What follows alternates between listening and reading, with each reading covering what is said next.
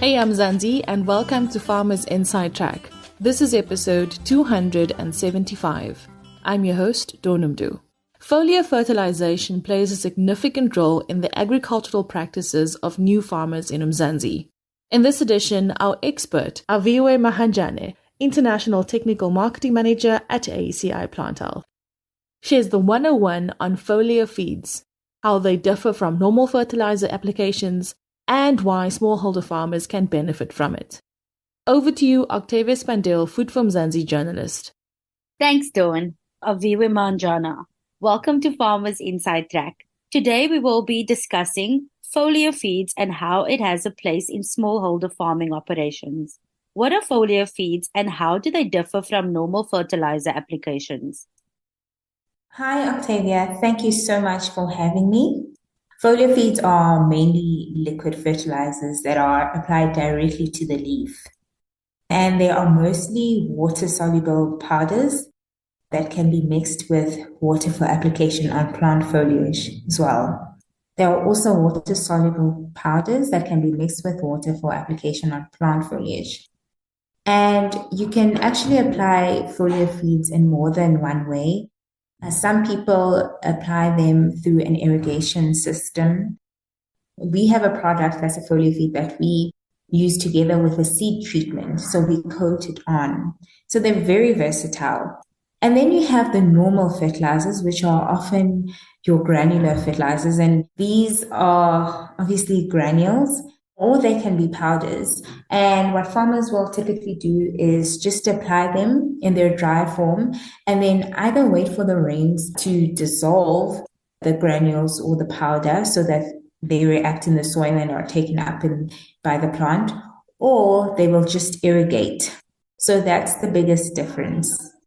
What makes them distinct from other foliar feeds formulations? So we have several foliar feeds. We have the max range, the feeds range, our polyphosphates, and our kelp-containing foliar fertilizers. And our flagship product, Elexin, which is a stress relief foliar feed. So collectively, these form part of our New Way program, which addresses plant health in a manner that utilizes knowledge of the soil conditions and plant nutrient status. And it prioritizes environmental safety and sustainability. So our max range consists of a lot of products, but each of these products basically consists of one or two nutrients that are chelated with a carbohydrate or sugar. For instance, we have Calcimax, which is a sugar chelated calcium with a bit of boric acid. So these formulations have a neutral charge, and essentially this means that the plant is able to take them up easier. And because the plant recognizes the carbohydrate as an end product, the product actually ends up being very compatible with the metabolism of the plant, meaning that it's translocated from the leaf to different organs with ease and quite efficiently. And I think something that's very important to keep in mind is that our max range, like most of our foliar feeds, is non-corrosive, meaning that it won't burn the crop. And then we have our polyphosphates. Now, these are our energy products. They contain a phosphate and they are applied during the vegetative growth phase and during the reproductive growth phase. We have Rapid, which contains phosphate and nitrogen, very important in the vegetative growth stage. And then we have Rapid K, which is applied during reproductive stage because of the fact that it contains potassium as well as phosphate. Now, the phosphate is very important because the P or phosphate is very important in the energy molecule of plants, ATP. And then we have our kelp-containing foliar feeds, which also have nutrients. Maxiboost has micronutrients and Quimikelp has NPK. So one will be applied during the vegetative growth stage and then the other one during the reproductive growth stage. So all our products are very well thought out and, like I said, non-corrosive. And also, they contain good biomolecules in some instances and very good technology in others. Why should small-scale farmers take on the cost of adding foliar feeds to their programs? So while granular feeds or granular fertilizers and soil applied fertilizers are great, they only serve as a long-term strategy, while our foliar feeds are a short-term strategy. So what do I mean by that? So if your plant has a deficiency in a certain nutrient, you can apply that nutrient to the soil, but it still has to react and be taken up by the plant. Whereas with foliar feeds, the effect is immediate because it's applied directly to the plant. So that's the one thing. The second thing is that a lot of the time, farmers apply fertilizers to the soil, but the plant hardly sees the benefit. And that's because there might be something that's hindering the uptake of these nutrients. So that's when you would bring in your foliar feeds. I'm going to give you a very common example.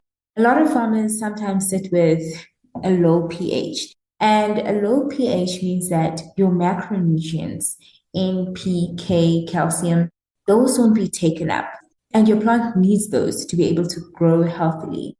So with a foliar feed, you're able to make sure that your plant gets the right nutrient at the right time so that you can get the yield that you desire. So that's a very important point as well. I feel that another important reason is to understand that nutrition is a very key part of promoting overall plant health and ensuring that your plant is protected against diseases. So a healthy crop with enough energy can withstand a lot more disease, pest infestation, and climate-related stresses. So nutrition is really the first line of defense. So it is very important for farmers to actually spare the cost so that they can get a yield and get the desired quality to be able to remain profitable. And how best can farmers position foliar feeds in their program to maximize benefits? The first step is to understand the soil conditions that the farmer is facing. So if you know that you have low pH, or if you have high iron, or if you have sandy soil, you know that you can expect a nutrient uptake problem. And this allows you to plan and anticipate the nutrient requirements of the crop. So this will assist you in actually choosing the right foliar feeds. Then the second thing is to make sure that you use foliar feeds in addition to the normal fertilizer program. So a lot of farmers make the mistake of thinking that they can substitute their granular fertilizer program with a foliar fertilizer program. No, you're not going to get the maximum benefit that you should. You need to make sure that you use these two strategies together. And then another thing to keep in mind is that you need to use foliar feeds to actually prepare and prime your crop for when they switch over from vegetative to reproductive growth stages. In essence, when the crop switches from vegetative to reproductive, the nutrient requirements actually change. So you need to make sure that by using foliar feeds, you have primed and prepared your crop adequately to make that switch.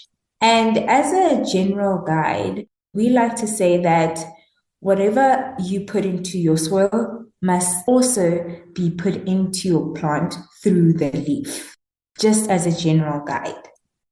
How is the adoption rate of foliar feeds in the smallholder sector in other parts of the world, and what learnings can we take from it?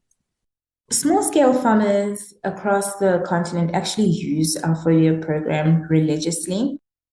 I visited one farmer in Botswana who showed me his onion crop, and it was disease-free and very healthy looking.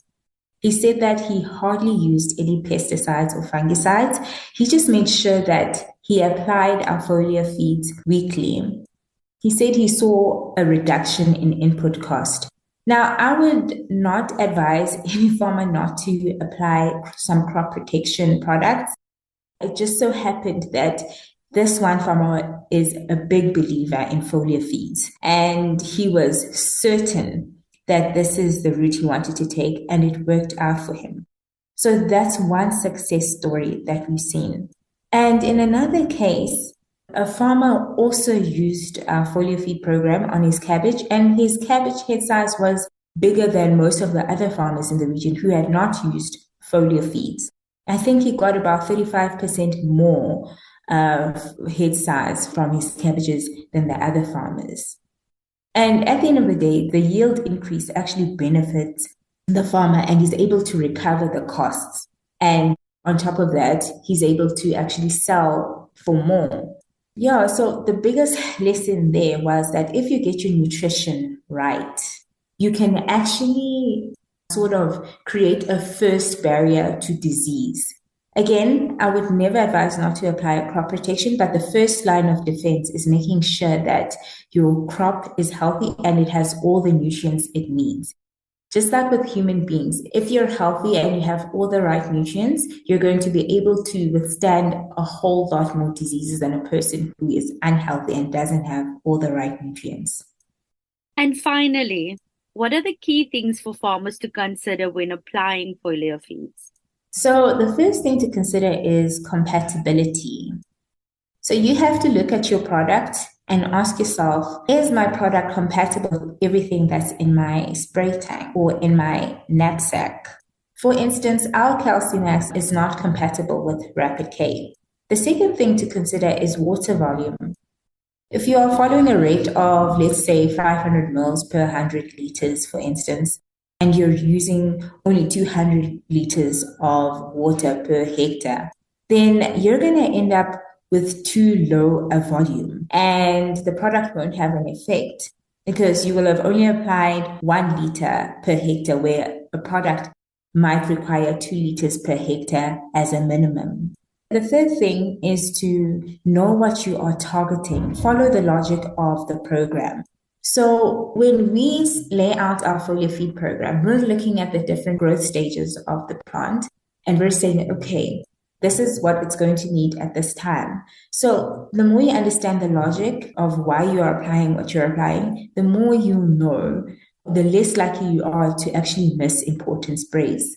And then, of course, the other thing to consider is always weather. If it's too windy, it's not a good idea to go and spray our foliar feeds. In another instance where weather matters a lot is also just looking at what you should put on. For instance, we've got a frost strategy. If we know that there's intense cold coming, we apply Alexin, one of our products, with Rapid K to help the plant withstand the frost. So you must know weather for 2 reasons: for your application purposes and also for being able to prime and prepare the crop for whatever weather stresses are coming for the crop.